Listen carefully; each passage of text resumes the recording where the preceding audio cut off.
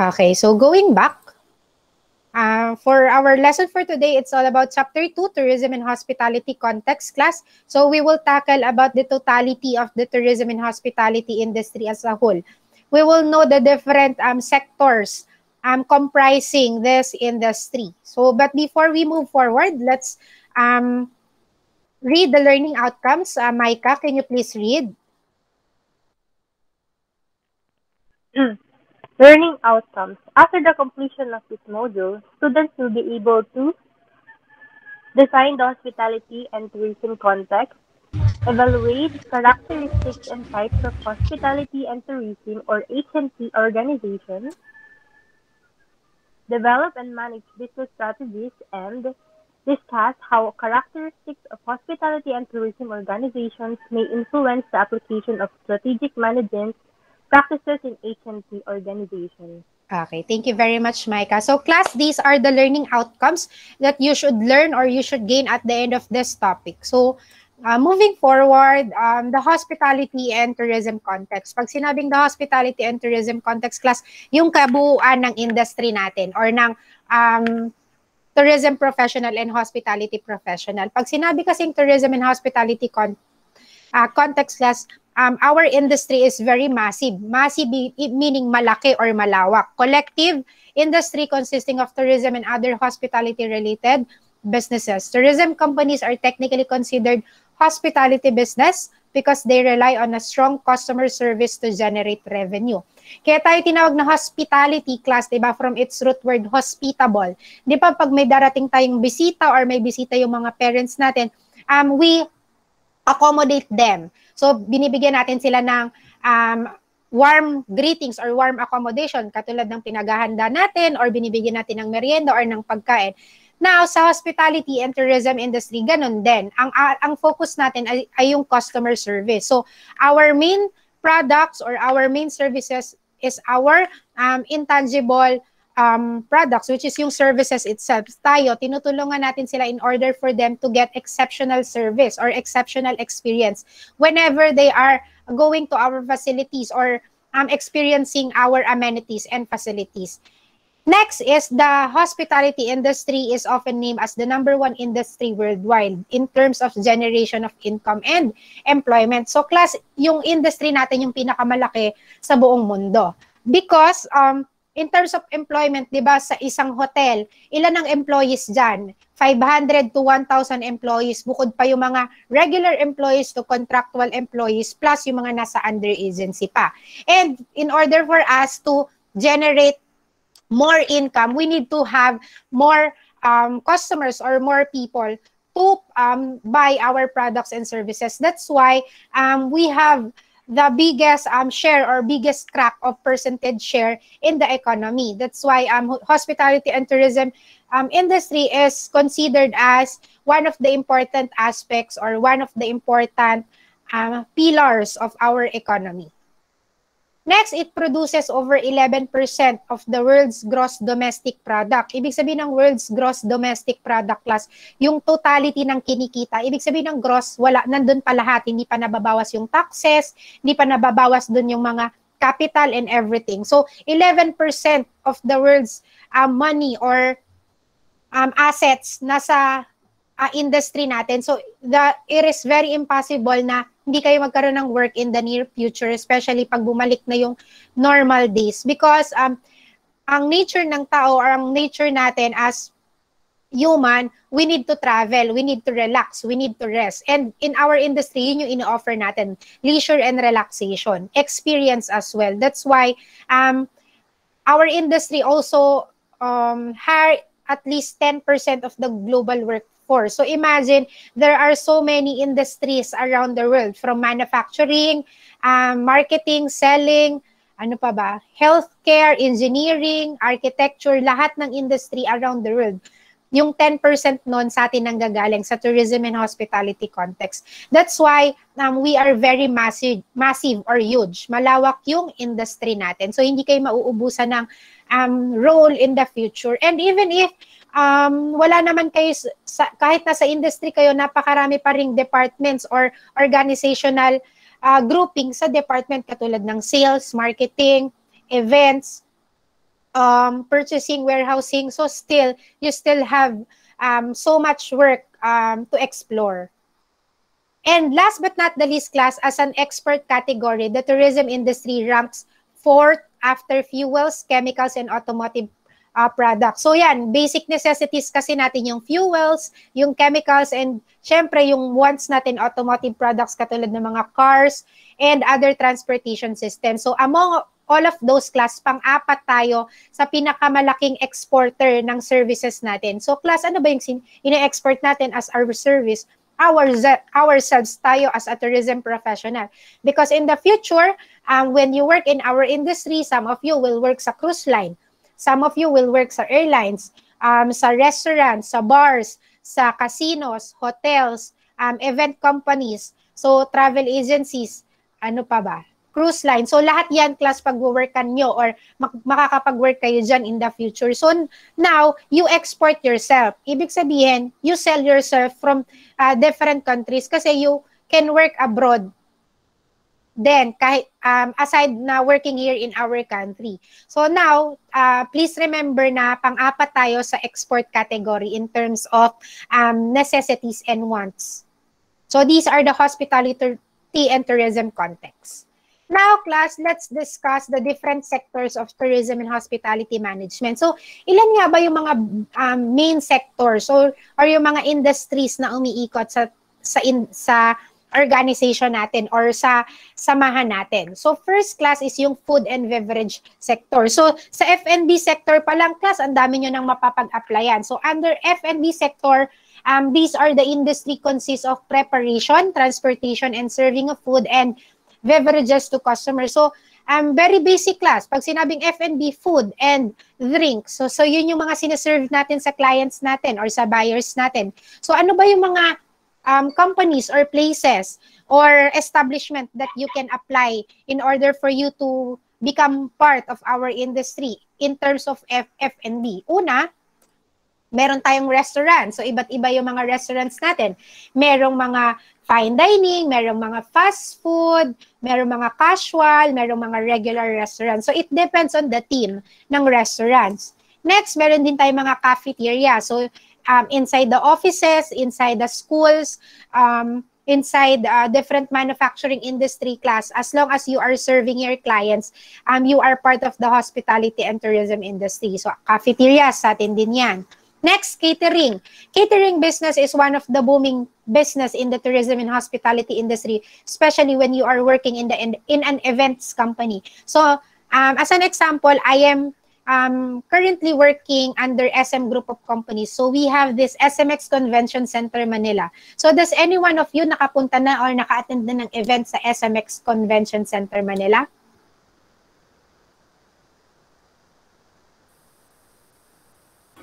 Ako po. Yes, ma'am. Okay, so what event did you attended? Expo, ma'am, sa mga wedding suppliers. Yes. Graduation. Okay, very good. So yan, class, when we are working dyan, yung back of the house namin, meron kami, sa SMX kasi meron kaming 9, under SM Group of Company siya, meron kaming 9 facilities or event companies all over the Philippines. So, 2 in Cebu, 1 in Davao, 1 in Bacolod, and then yung dalawa nandito sa North Luzon at tapos yung the rest nasa main NCR. So now, class, we have accredited caterers per venue. So each venue meron niya mga accredited caterers. For example, in SMX Manila, ang accredited caterers namin dyan ay 17 caterers. So imagine, class, those 17 caterers, ang average na kinikita ng caterer per event sa isang expo lang. For example, umattend kayo ng wedding and bridal fair. Yung mga yan kasi, yung wedding and bridal fair, syempre yung mga organizer niyan, may mga tao yan, may mga exhibitors yan, may mga contractors yan. Lahat yan pinapakain nila. That's why they are getting F&B supplier na pinapackage na namin sa contract nila. So ang ginagawa namin dyan, class, is ganito. For example, ang caterer namin is si Tamayos Catering. Si Tamayos Catering ang supplier ng events namin na Getting Married Bridal Fair. Now, si Tamayos Catering, lahat ng contractor, employees, at saka organizer ng event, susuplayan niya. In just 3 days event, class, kumikita si Tamayos Catering ng almost 7 to 10 million.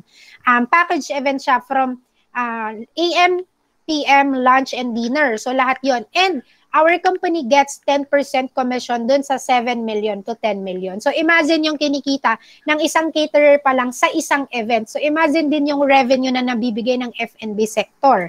Next class is cafeteria. Cafe or coffee shops. So yan, part natin yan, yung mga Starbucks, ano pa ba? Coffee Bean, Tim Hortons. So yan, part yan ng tourism and hospitality industry because they also serve clients or they also serve customers. Next is fast food. So Jollibee, McDonald's, KFC, Mang Inasal. So hospitality and tourism din yan kasi they caters clients. So these are some of the subsectors of F&B sector in our tourism industry. So next naman, moving forward, is the lodging industry or the accommodation industry. So the lodging industry consists of businesses that provide overnight accommodation to guests. So class, syempre, pag magta-travel ka,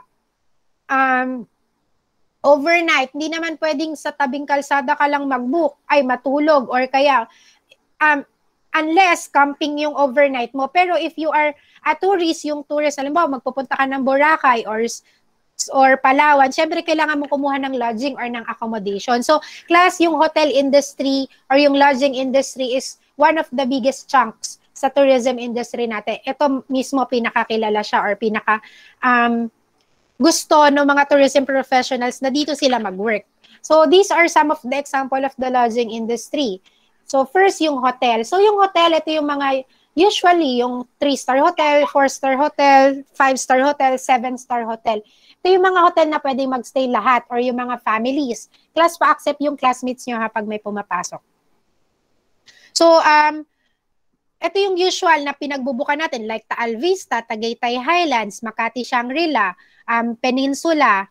So, yan yung mga hotels na nag-a-accept sila ng full board meal. Ibig sabihin or ng full board service from morning to dinner, may service silang pinoprovide sa inyo. And all amenities are complete like swimming pools, fitness rooms, and everything. So lahat. Next is vacation rentals. Pag sinabi namang vacation rentals, small stay lang or short stay lang, katulad ng mga Airbnb. So are you familiar with the Airbnbs? Yes po. Okay, so yung mga Airbnbs, di ba, yung mga parang Instagrammable, magbubook tayo, merong application yung Airbnbs, tapos magbubook tayo with our family or with our friends overnight. Sa Tagaytay, maraming Airbnbs class. Yan yung mostly pinagkakakitaan ng mga nakatira sa Tagaytay nung pre-pandemic.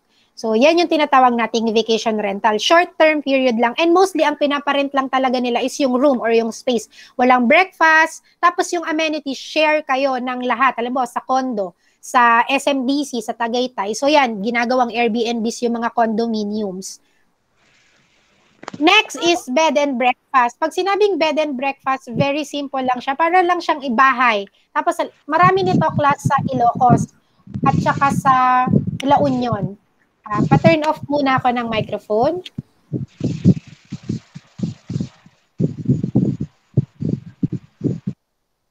Okay.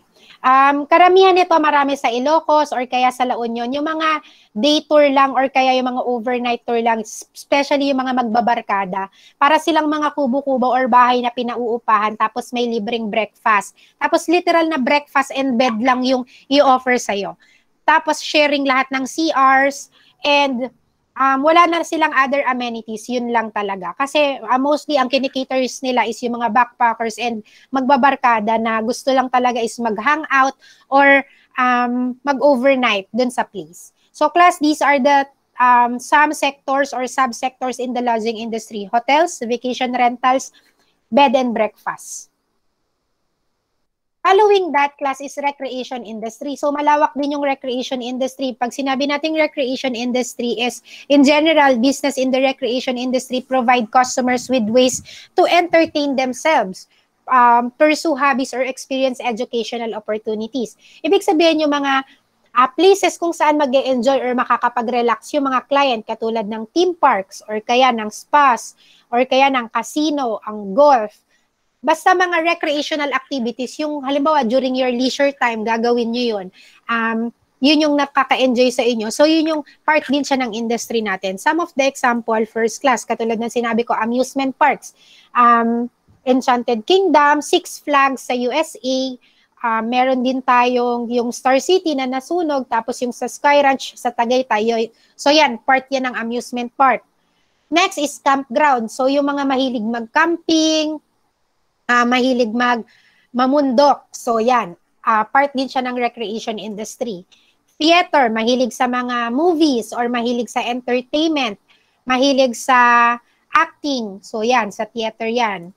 Next, museum. So mahilig sa mga artifacts or remnants na mga history natin ng mga nakaraan. So part din yan ng recreational industry. Next, art exhibit, paintings, ano pa ba? Yung mga, ano pa ba? So yun, mostly paintings class. Next is zoo. So yan, Manila Zoos or mga yung Avilon Zoos. So yan, basta nakakapag-relax or yung hobbies nyo is na-point out, magpa-fall under siya as recreational industry or recreation industry. Next is yung isa, again, is yung travel and tourism industry. Pag sinabing travel and tourism industry, ito yung pinakamalaking sector sa hospitality industry.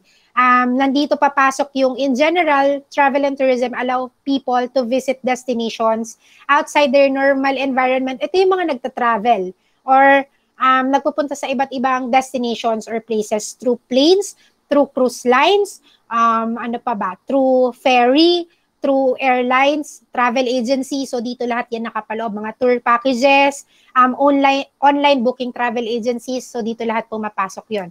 Basta may relation to travel or going from one places to another, part siya ng travel and tourism industry natin, class. And last but not the least is yung meetings and events industries or yung mga gatherings or different functions of events. So this segment of hospitality industry consists of variety of social, business, and sporting events. Class sa industry natin. So I am belong to this industry. I am belong kasi under hotel and meetings and event industry. So ang sa amin, sa company, ang tawag sa meeting and event industry is MICE. So does any one of you know the meaning of MICE? Meeting. Letter I? Incentive. Correct. Letter C? Conferences. Very good. Letter E? Exhibition. Okay. So yan, class, very good. So yun yung tinatawag sa industry kapag meetings and events, tinatawag siya na MICE or meetings, incentives, convention, or conference, and exhibition. So dito ginaganap yung iba't ibang uri ng events. So meron tayong various types of different events. So una, pag sa meeting, syempre yung mga small meetings lang siya, halimbawa stakeholders meeting, president's meeting, board members meeting, basta composed of 10 to 15 persons, 10 to 20 persons considered as meetings yan. Kailangan gumagamit lang sila ng small meeting rooms. Next is conventions class or conference. Pag tinawag na conventions class, tumatagal siya ng 3 to 5 days yung conventions or yung event. Dito, nagsama-sama yung mga may pare-parehong specialty. Halimbawa, conventions ng mga doktor, conventions ng mga engineers, conventions ng mga flight attendants. So, doon, nagmi-meeting sila, nagvo-votation sila ng organization nila. Yun yung tinatawag na conventions. While having the convention, nagkakaroon din sila ng trainings or ng conferences kung saan mas ma-enhance or magde-develop yung specialty nila or yung specialty nila doon sa field nila. So, yun yung tinatawag na conventions. Next, incentives. Pag sinabi namang incentives, usually sa industry, tinatawag siyang sales rally.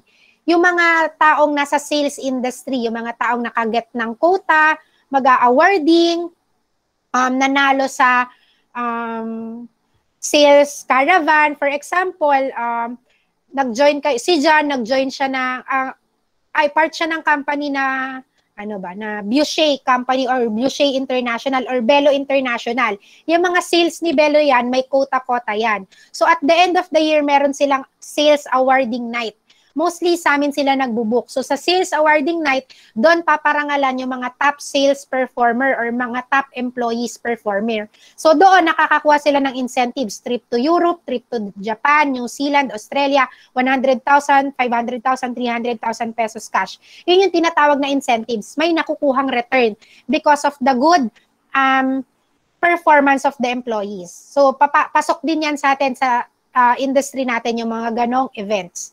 And last but not the least, class, exhibitions. From its root word, exhibits, meaning you are displaying your products and services. For example, kung naka-attend na kayo ng anime, yung ang tawag dito, cosplay mania. So sa SMX Manila, lagi kaming may event na cosplay mania. So doon, lahat ng mga mahilig mag-collect na mga,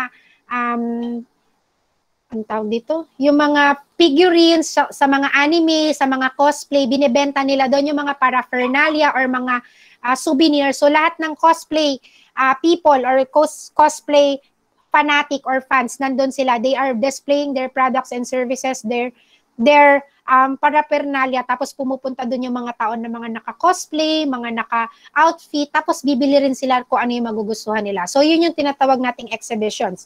So, tandaan, class, pag sinabing meetings, 10 to 20 persons, gagamit lamang sila ng small room. So, yung para ma-consider nating meetings. Pag sinabing conventions, class, yung specialty, conventions of engineers, doctors, architects, flight attendants. Incentives naman based on their performance. So they are being awarded because of good performance. And last but not the least, class, exhibits, they are displaying their products and services. So class, these are the components of tourism and hospitality sector. Lodging sector, F&B sector, recreational sector, and the MICE sector. Next is categories of tourism and hospitality organizations. So what are the different organizations and organization categories in our industry? So una, class, is yung primary services. Pag sinabing primary services, ito yung una or yung upfront na nagsiserve or nagbibigay ng service sa mga turista or sa mga bookers. For example, airlines, hotel, F&B. So yan yung mga primary services natin. Ano pa ba? Transportation. So yan, part yan. Yung mga MICE industries, dun sila papasok sa primary services. Next is size. Pag sinabing size, etong organization ba to belong sa small enterprises or maliit lang ba yung company nila? Katulad ng travel agency, maliit lang yung company nila. Next is tour operator, mas malaki sa travel agency. So ganun siya, class, depending on the size or depending on the number of people or employees working in an organization. Next is profit motive. Ano ba to? Non-profit or profit? O, pag sinabing profit, ibig sabihin, they are asking their customers to pay. They are asking their customers for money in exchange of their services. Pag sinabi namang non-profit, libre lang nilang binibigay yung services nila. But mostly in our industry, profit motive tayo. Kailangan may revenue. Bibihira yung mga non-profit. Geographical coverage. Pag sinabing geographical coverage, yung location ng business. Halimbawa, yung airline mo, anong kinikater niya? European countries lang ba? Asian countries lang ba? Middle East countries lang ba? Or mix? So, yun yung tinatawag na geographical coverage. Yung hotel mo, saan ba siya nagkikater? All over the Philippines lang ba? Or meron siyang branches sa ibang bansa? Yung travel agency mo, sa Indang lang ba siya naka-base? Or meron ba siyang branch sa Palawan? So, ganun siya, geographical coverage. So, class, these are the categories of tourism and hospitality organization. Following that is characteristic of tourism product. So, paano ba natin ma-identify yung different characteristic ng tourism products natin? So, yung una, class, tinatawag nating intangibility. So, pag sinabi nating intangibility from its word intangible, hindi natin siya nahahawakan. Hindi natin siya hindi natin siya natitikman, naaamoy, naririnig, pero nararamdaman natin siya. Emotionally inclined siya or subjective siya. Katulad ng service natin. For example, you are working in a hotel industry, tapos there's someone who book sa reservation system. Tapos ikaw, you are smiling with the client, you are having a big smile and warm welcome to the client. So, mapifeel ng client na wini-welcome mo siya warmly, na excited ka na i-welcome siya dun sa facilities nyo. Pero halimbawa naman, nakasimangot ka or kaya iniirapan mo yung client. So, mararamdaman nyo ng client na rude ka as an employee. So, hindi mo siya tinitreat ng tama kasi siya yung customer. So, yun yung tinatawag nating intangibility class. Hindi mo siya nahahawakan, hindi mo siya nakikita, pero nararamdaman mo siya. Subjective class ang ating services sa industry. Next is inseparability. Pag sinabing inseparability class, hindi mo na paghihiwalay ang performance ng customer at ng client. Ng customer at ng employees towards sa products. So for example, ako yung client, and then kayo kunyari yung head waiter, and bumili ako kunyari nag-order ako ng steak. Tapos, yung in-order kong steak, sobrang sarap. Pero, nung sinerve mo siya sa akin, padabog. Now, yun yung tinatawag nating inseparability. Kasi, if hindi connected yung kilos mo doon sa quality ng product mo, yung client mo, hindi mo pa rin siya masasatisfy. Because in order for you to satisfy your client, you need to be connected with your products as well as with your client. So kung yung quality ng product mo maganda, high quality, tapos yung service mo high quality pa rin, then the client will be satisfied, or the client will be happy with your service. Kasi inseparable nga. Tandaan class, pag sinabing inseparable, hindi mo na paghihiwalay. Services plus product is equals customer satisfaction. If isa doon mawala, ibig sabihin hindi mo marireach yung satisfaction ng customer mo. Next is variability. From its root word, variable. What do you mean by variable, class? Any idea? Do you know what is variable means?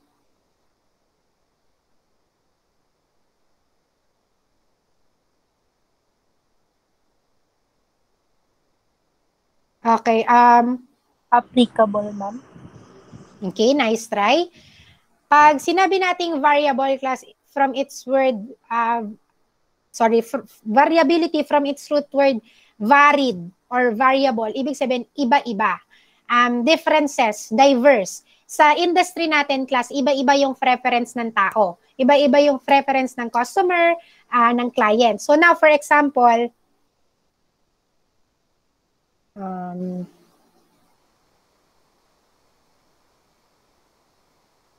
class, don't kick your classmates sa pag nag-request sila pa-accept, or baka napindot lang. Hindi na sila makapasok or nakapasok na? Nakapasok na po yata ulit ang iba, ma'am. Okay, sige. Na po, pangatlong account na po. Okay, sige. I think there's a problem sa Gmeet, but hindi niya ina-accept. Sige, I'll check later after the discussion. Pero lahat naka-enter na? Ano po yun, ma'am? Nakapasok na po, tapos bigla pong someone removed daw po. Who removes their name? Sige, baka napindot lang ng iba yung classmates. Sige, nag-record naman ako para makita lang nila. Later, after this discussion, I'll try to configure it. So, class K. Okay, so variability meanings varied, iba-iba, or there are differences from the preference of your client. So, for example, wait lang, hindi ko nakikita yung name. So, for example, si Carmela. Si Carmela, guest siya sa Manila Peninsula. And then, si Christine, ang front desk agent. So, now, si Carmela, lagi na siyang booker ng Manila Peninsula. But si Christine is bago pa lang. So, hindi niya pa alam yung preferences ni Carmela. That's why titingnan niya yung record sa system. Ano ba yung preference ni Miss Carmela? Gusto niya ba sa room, may smoke detector, may CCTV, may vault? Ano ba? Gusto niya yung aroma, chamomile, or ano pa ba? Chocolate flavor, yung aroma. So, ganun siya, class. Pag sinabing variability, iba-iba yung satisfaction ng customers nyo. Hindi porket yung isang customer mo na-satisfy mo because ganito yung treatment mo sa kanya, yung isang customer mo, ganun din dapat yung iti-treatment mo sa kanya.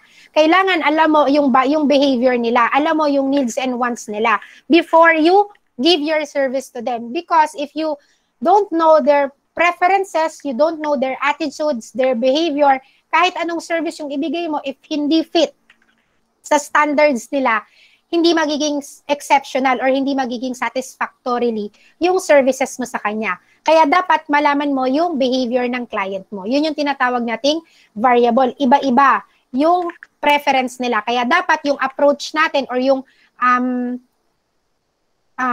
target natin sa kanila, iba din. Next is perishability. What do you mean by the word perishability, class?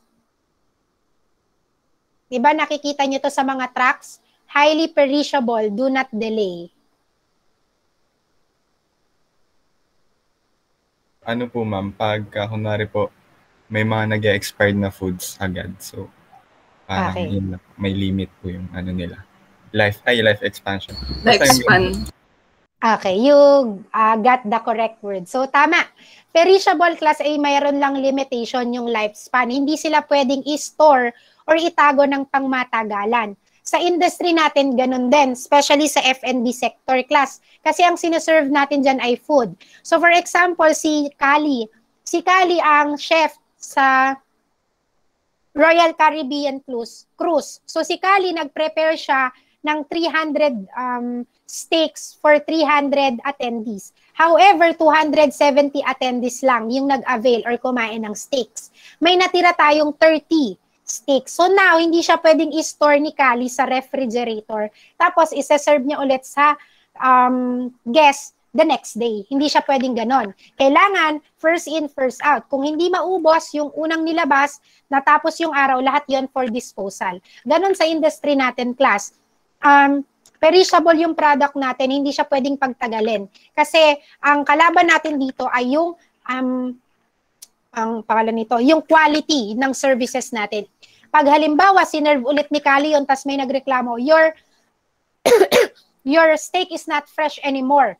Why did you serve it to me? I am paying you number of dollars. So ngayon, masisira yung services natin, masisira yung image natin. That's why, kailangan if you are working, especially in F&B sector class, always know how to check or how to measure kung ano lang dapat yung pine-prepare nyo. Dapat alalay yung pag-prepare nyo ng food, ng products and services nyo, especially pag nasa F&B. Kasi tama yung sinabi nyo, limited lang yung timing or limited lang yung lifespan. Hindi siya pwedeng pagtagalin or itago ng matagal. So, yan yung tinatawag nating perishability. Next is heterogeneity. Pag sinabing heterogeneity, class, any idea? Dalawa yan, di ba? Meron tayong homo, meron tayong hetero. Pag sinabi nating hetero, anong ibig sabihin? Hindi po palaging pare. Consist of two. Okay, thank you. Correct. So tama, class, hindi lagi siyang pare-pareho. Iba-iba yung ino-offer natin. So yung guest natin, dapat lagi siyang may iba-ibang option. So for example, I believe lahat kayo or most of you naka-experience ng mag-check-in or mag-staycation sa hotel. Yung hotel mismo, class, ha, yung merong full board breakfast, yung tuwing umaga, di ba, may free. So, pagpunta nyo dun sa breakfast hall, ang daming choices ng eggs. So, gusto mo ba scrambled, sunny side up, rare, medium cook. So, meron ding choices ng hams, langgonisa, iba-iba. So, sa ulam, ganun din. Sa drinks, ganun din. So, yun yung tinatawag nating heterogeneity. Yung products natin and yung services natin is kailangan marami or marami tayong option para yung guest natin makapili. Kasi hindi naman lahat ng guest gusto sunny side up. Yung iba gusto nila scrambled. Or halimbawa sa airlines, yung guest ayaw nila sa PAL, gusto nila sa AirAsia kasi mas mura. Or yung iba sa Cebu Pacific. So, dapat maraming options. Maraming pagpipilian yung guest natin. So, tandaan, heterogeneity, dapat maraming options. Next, labor-intensive. So, basic lang, class. Pag sinabing labor-intensive, dahil service-oriented tayo, maraming empleyado ang hinahire sa atin or maraming kailangang tao para mag-work ang industry natin. Especially, class, sa amin, in one hotel chain, ang Taal Vista Hotel, there are a total of, ilan ba? Ang regular employees namin sa Taal Vista Hotel ranging from 150 to 200. Wala pa dun yung mga under agencies katulad ng mga housekeeping, security guards. Siguro nagre-range sila from 100 to 200 depending on the season. Tapos nag-hire pa kami ng mga OJTs and yung mga casual or yung mga on-call. So imagine class sa isang hotel, ganun kadami yung labor or yung employees na kailangan. So hindi kayo mauubusan ng trabaho sa industry natin or sa field natin kasi there are so much options. So next is cost structure. Pag sinabing cost structure, class, is the cost structure of hospitality and tourism firms influences their managerial and resource allocations decision. So sa industry, class, halimbawa, yung hotel merong 20 members or 20 empleyado, regular employees. Now, yung sahod ng manager, yung sahod ng rank and file, yung sahod ng supervisor, yung sahod ng technical officer class, iba-iba yan, right? Lahat yan, lalagay mo sa profit and loss statement. Sa mga succeeding discussion, tuturuan ko kayong gumawa ng profit and loss statement. So, doon sa profit and loss statement, ilalagay mo doon yung capital expenditure mo. Pag sinabi mong capital expenditure mo, yung capital mo para mag-operate yung business mo. So, now, kailangan yon. Next, pasahod mo sa tao mo, ilalagay mo rin. Basta lahat ng capital or lahat ng pera na ilalabas mo bago ka makabenta, kailangan mo siyang alamin, kailangan mo siyang malaman. Kasi doon mo malalaman magkano mo ibebenta yung products and services mo. I believe kayo, nakakapag-try na kayo mag-costing. Halimbawa, si Ara, meron siyang bake shop. Now, si Ara, ang puhunan niya sa isang cake ay 700 pesos. Ngayon, how much ibebenta ni Ara ang cakes niya or ang isang cake niya? So from the 700 capital, ang sabi nila, in order for you to gain revenue, kailangan additional 50% ng puhunan mo yung kailangang ipatong mo. So now, dun sa 50% ng 700, that's 350. Ngayon, 350 plus 700, that's 1,050 class. On top of that, kailangan lagyan mo pa siya ng labor cost. Bukod pa kasi yung skilled mo or yung trabaho mo doon. So bukod pa doon sa 50% on top, dapat may labor percentage ka pa. So yun yung tinatawag nating cost structure. You should know how to give costing to all your products and services. But before doing that, you should know what the capital expenditures that you will use in order for you to do that. So in our succeeding lesson, we will tackle that. So class, these are the characteristic of our tourism products. Variability, intangibility, heterogeneity, perishability, labor-intensive, tsaka cost structure. So tandaan nyo, class. Next is important areas in which strategic management can help hospitality and tourism organizations. Paano ba nakakatulong yung tamang paggagawa ng strategy or strategizing sa industry natin? Una, provide a holistic view for the entire agency organization. Siyempre, if bago ka mag-strategize, alamin mo muna ano ba yung mission, ano ba yung vision, yung goal, yung objectives ng company mo bago ka mag-strategize. Second, nakakapag-provide siya ng focus. Ano bang aspect dapat ako mag-focus? Kailangan ba sa costing ako mag-focus? Sa facilities ba ako mag-focus? Or sa empleyado ako mag-focus? Kailangan mong malaman saan yung mahina or yung weakness ng company mo. By knowing that, dun ka magpo-focus, yun yung palalakasin mo. Next, providing link between external and internal environment. Pag sinabing external, ito yung mga suppliers mo, mga customers mo, mga contractors mo. Pag sinabing internal, ito yung mga employees mo. So, when you are strategizing, you think of a technique that will help you connect your suppliers to your employees in order for them to have a harmonious relationships. Next is analyzing a complex, rapidly changing external environment. Katulad ng sinabi ko, class, ang customers pabago-bago yan. Iba-iba ng preferences yan. Ngayon, gusto niya ganito. Bukas, hindi na yun yung gusto niya. Ngayon, ikaw yung gusto niya. Bukas, hindi na. Joke. So, ngayon, ganun siya, class. Sa industry natin, yung preferences iba-iba or varied. That's why dapat yung strategy nyo iba-iba din. So that's why strategical management helps you for your organization. Next, analyzing an organization's strategic resources. If you know how to strategize, if you know how to write a plan or a framework, so malalaman mo ano ba yung mga available resources na meron ako na pwede kong gamitin para mas mapataas yung benta or yung sales ng business ko. Ano ba yung mga resources na wala ako na kailangan kong i-avail in order for me to acquire more clients? Next is giving a clear sense of strategic vision and direction. Pag may strategy ka, ibig sabihin may direction yung company mo. May sinusundan kang pattern. May template ka. Hindi ka pwedeng magkamali kasi may sinusundan ka na eh. Ang tawag dito? May ginuguhitan ka na. Susundan mo na lang. So yun yung tinatawag nating clear sense of strategic vision. Next, define organizational purposes. If you have strategical management, you know your purpose. Bakit ko ba ginagawa to? Bakit ko ba pinapatakbo tong kumpanya ko? Ano bang gusto kong maabot para sa kumpanya ko in the near future? Developing measurable goals and objective. Tandaan nyo lang dito, measurable. Pag sinabing measurable, nasusukat nyo kung kailan nyo siya maa-achieve. Hindi pwedeng, ay gusto ko maging number 1 hotel sa buong bansa. Kailan mo siya i-achieve? Paano mo siya ma-achieve? Ano yung target mo para ma-achieve mo siya? Pero pag may strategic management ka class, nakakapaggawa ka ng layout. Ay, in 15 years, ako na dapat yung pinaka-kilalang hotel sa buong Tagaytay. Paano ko magagawa yon? Paano ko magiging kilalang hotel sa buong Tagaytay? Kapag 1,000 people nagbubuk sa akin monthly, ibig sabihin kilala na ako. Pag 50,000 revenue na yung kinikita ko sa isang araw, ibig sabihin, nag-reach ko na yung target ko. Yun yung tinatawag na measurable class. Specific.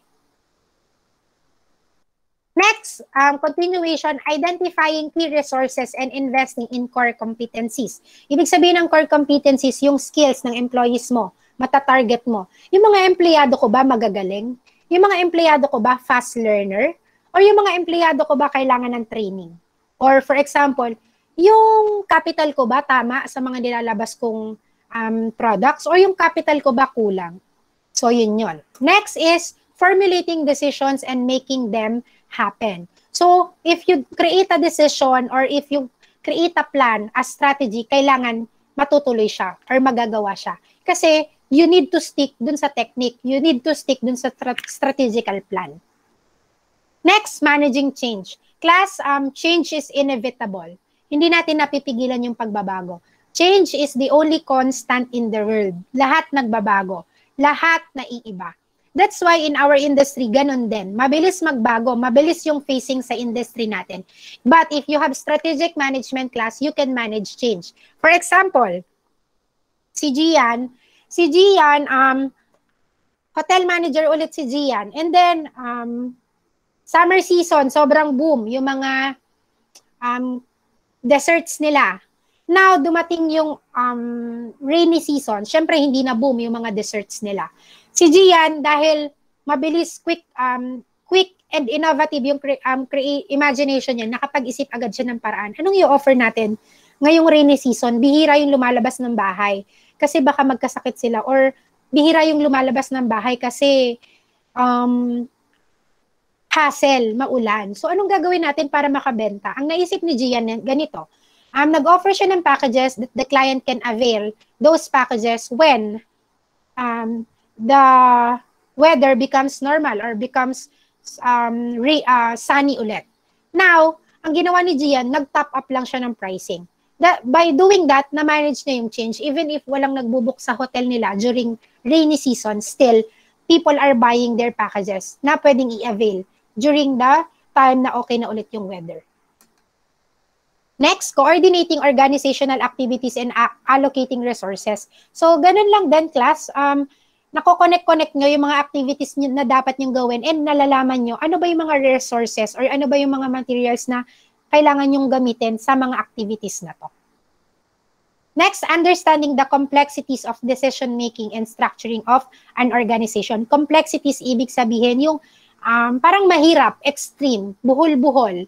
Pag sinabing ganun, kasi sa organization natin, hindi natin maiiwasan na meron tayong decision maker. Yung iba naman nakikinig lang dun sa sasabihin ng decision maker. But if you have strategic management class, maa-appoint mo yung mga empleyado mo. Kahit rank and file pa yan, mabibigyan mo sila ng tasks and responsibilities to strategize even if maliit na bagay lang yun. Still, they are still part of the planning process. Understanding the role and importance of the organizational culture and structure on the strategy process. Syempre, when you know how how to strategize, dapat class, alam mo yung culture mo. Ano bang pinaniniwalaan ng kumpanya mo? Ano bang culture ng kumpanya mo? Toxic ba yung kumpanya mo? Collaborating ba yung kumpanya mo? O yung mga tao ba sa kumpanya mo? Sharing of ideas ba? So before you do strategizing, kailangan alamin mo muna. Ano ba yung culture ng company ko? Bakit ba maraming nagre-resign? Siguro sobrang toxic. Kaya yung strategy nila palpak, hindi na susunod ng tama. Or yung yung organization ko, mababait yung mga ka-workmates ko, nagtutulungan dito. That's why nakikita mo, yung strategy very effective kasi yung mga tao nagtutulungan. Next is reducing and managing uncertainty inside the organization. Anyone, what do you mean by our uncertainty? Not sure. Okay, walang kasiguraduhan or not sure. So class, in every organization, bibihira yung tumatagal ng sobrang tagal sa industries because of their culture and strategic management.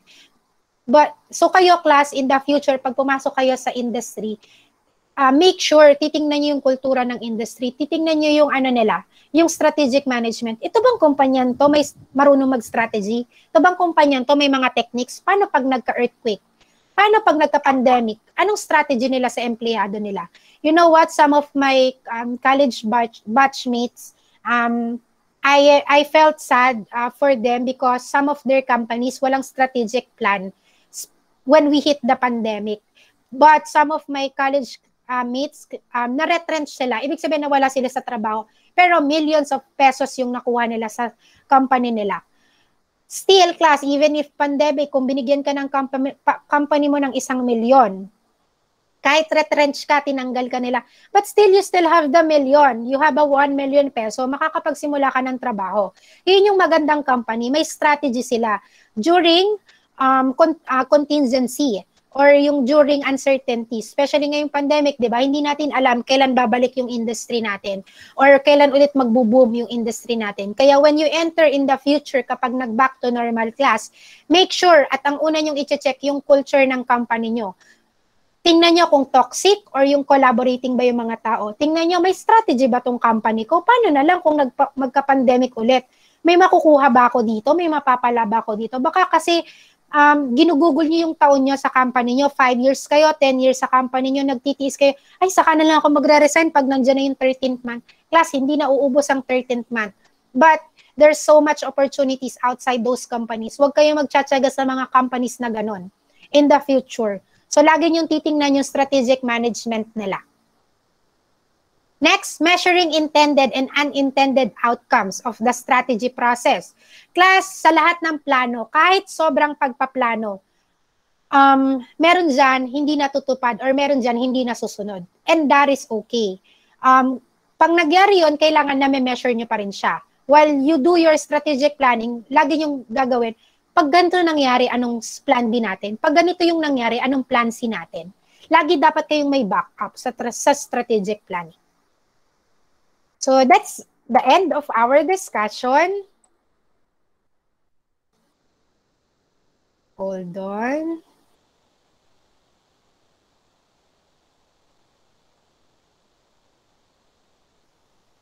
Okay.